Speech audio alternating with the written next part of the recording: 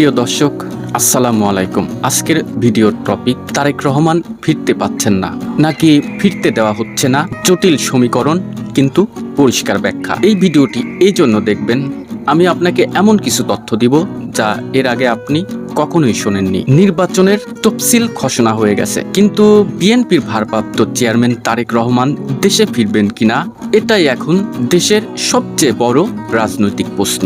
মামলা নেই, সরকারের বাধাও নেই, তবুও তিনি ফিরতে পারছেন না কেন? সিদ্ধান্তটি তার নিজের হাতে নেই, এই কথাটি তিনি নিজেই বলেছেন।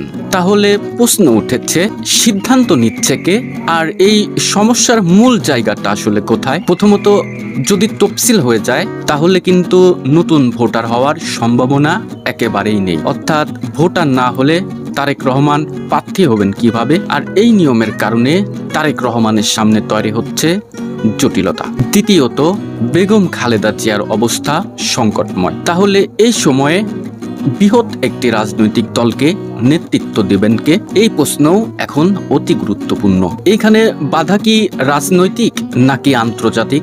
দর্শক, তারেক রহমান কিন্তু নিজেই বলেছেন, সিদ্ধান্ত নেওয়ার ক্ষমতা তার একার নিয়ন্ত্রণাধীন নয়।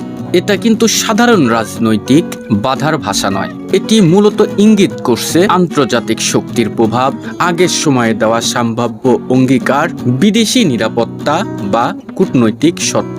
এই সবের কোনো এক বা একাধিক কোনো কারণ এখানে কাজ করছে।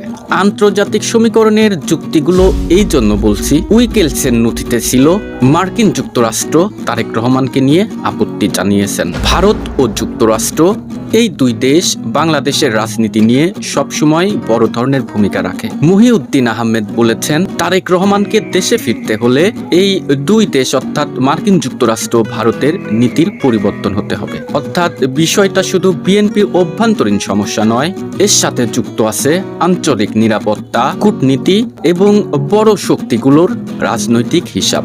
-2 থেকে -4 যে নতুন বিতর্ক, এখন সেটি নিয়ে কিছু বলবো। সজীব ওয়াজেদ জয় বলেছেন, দুই বড় দলের নেতৃত্বের পরিবর্তনে বিদেশ থেকে একটা ভিতরে ভিতরে খেলা চলছে। এই বক্তব্যের পর অনেকেই আবার -2 ফর্মুলার কথা বলছেন। কেউ কেউ আবার প্রশ্ন তুলছেন, হাসিনার পরিবার তো রাজনীতি থেকে সরে গেছে, খালেদা জিয়া অসুস্থ, আর এখন তারেক রহমানের অনিশ্চয়তা।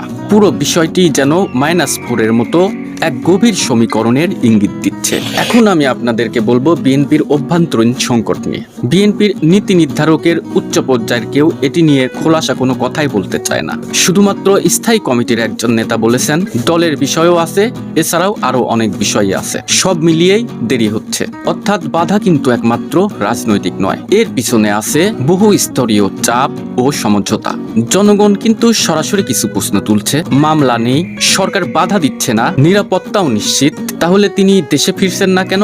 মায়ের সংকটময় অবস্থাতেও সিদ্ধান্ত তার হাতে নেই, এটা কিন্তু জনগণকে বেশ ভাবিয়ে তুলছে। শুধু জনগণই নয়, বিএনপির নেতাকর্মীরাও কিন্তু এই বিষয়টা নিয়ে বেশ উদ্বিগ্ন। একটা জিনিস পরিষ্কার, এই বিষয়টি শুধু পরিবার বা দলীয় সংকট নয়, এই ব্যাপারটা এখন বাংলাদেশের নির্বাচনকে ঘিরে সবচেয়ে বড় একটা রাজনৈতিক রহস্য।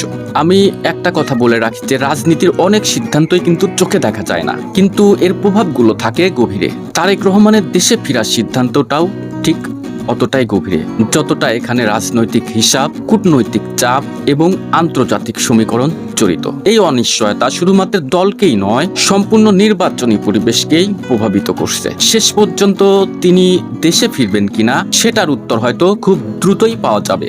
কিন্তু আজকের সবচেয়ে বড় প্রশ্ন, তারেক রহমানের দেশে ফেরার সিদ্ধান্তটি আসলে কাদের হাতে লুকিয়ে আছে? ভালো থাকবেন, দেখা হবে ভিন্ন একটি ভিডিওতে।